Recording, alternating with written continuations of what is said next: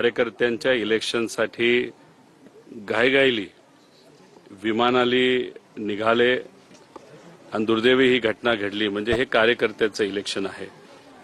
आजचा दिवस जिल्हा परिषदचा 12 जिल्ह्यांमध्ये या निवडणुका त्या ठिकाणी लागलेल्या आहेत। त्यामुळे मला असं वाटतं की अजितदादा जो जात होते त्या विचाराला पाठिंबा हा नागरिकांनी द्यावा अशी विनंती त्यांना त्या ठिकाणी करतो। आणि राजकीय नेते दादा तर होतेच, अनेक फार मोठं नेतृत्व राजकारणातलं अजितदादा होते। त्यामुळे राजकीय दृष्टिकोनातून जर आदरांजली आपल्याला दादांना द्यायची असेल तर त्यांचे कार्यकर्ते, त्यांच्या विचाराचे कार्यकर्ते जिथे जिथे उभे आहेत तिथं लोकांनी त्यांना सहकार्य करावं असं पवार परिवाराच्या वतीने या ठिकाणी मी बोलील। पवार परिवाराला सुद्धा या दुःखद घटनेमुळे आणि या दुःखद टाईममुळे प्रचाराला कुठेच त्या ठिकाणी जाता आलं नाही। त्यामुळे लोकही त्या बाबतीत काही गोष्टी समजून घेतील असं वाटतं। कुटुंब प्रमुखाची जबाबदारी पवार साहेब आपण पार पाडताना आपण बघतोय।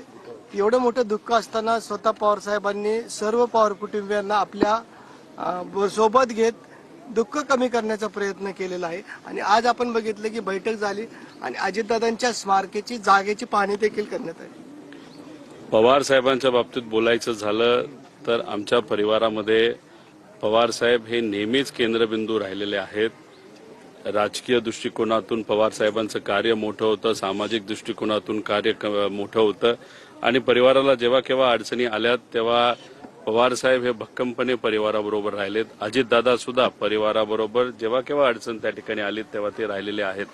आणि आज दादा नसताना पवार साहेबांचं मार्गदर्शन हे जसं पूर्वी आम्हाला मिळत होतं तसं आता सुद्धा त्या ठिकाणी ते मिळतंय।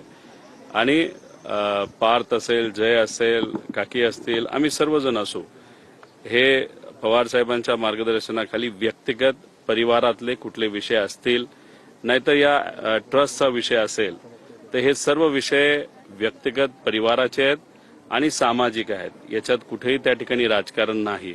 आणि त्यामुळे पवार साहेबांचं मार्गदर्शन आज आम्हाला जसं लागतंय तसं आम्ही त्या पद्धतीने या ठिकाणी काम करत असताना बघतोय।